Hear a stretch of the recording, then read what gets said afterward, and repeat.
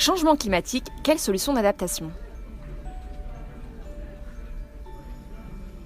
Notre objectif: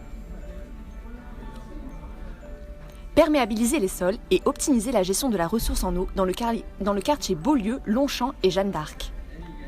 Quels changements sur le territoire d'ici 2050?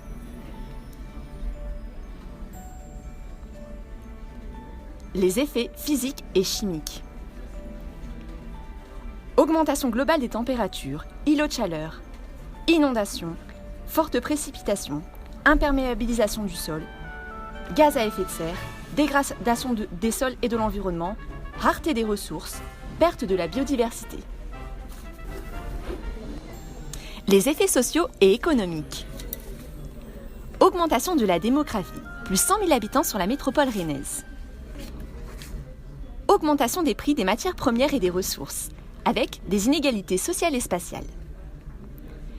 Et des répercussions sur notre santé.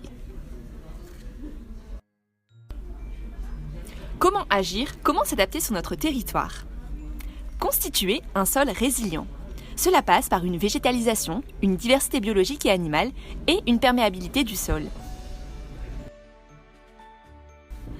Garantir la qualité de l'eau à tous et à toutes, avec un droit à l'eau, avec un accès physique et économique.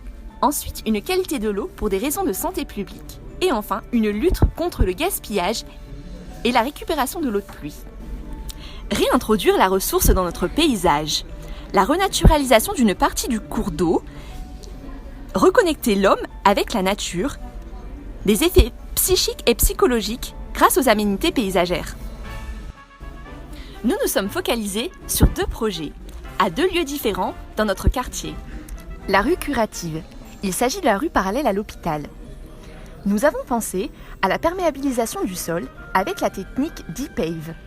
Nous avons également pensé à une végétalisation sur le revêtement, une interaction avec les résidents et résidentes de l'hôpital pour permettre une réappropriation de l'espace.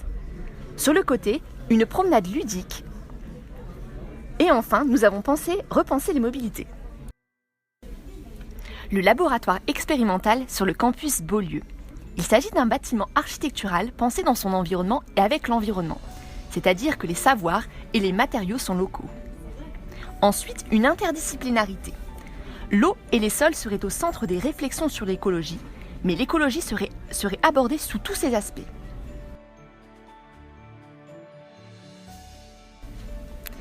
Quelle échéance? Le calendrier.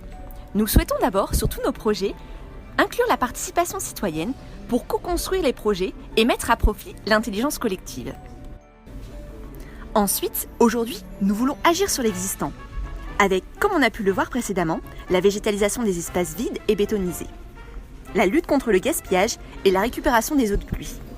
Demain, en parallèle, nous souhaitons entreprendre des projets permettant de réaliser nos objectifs politiques pour un territoire résilient. C'est l'exemple de nos 2 projets précédents.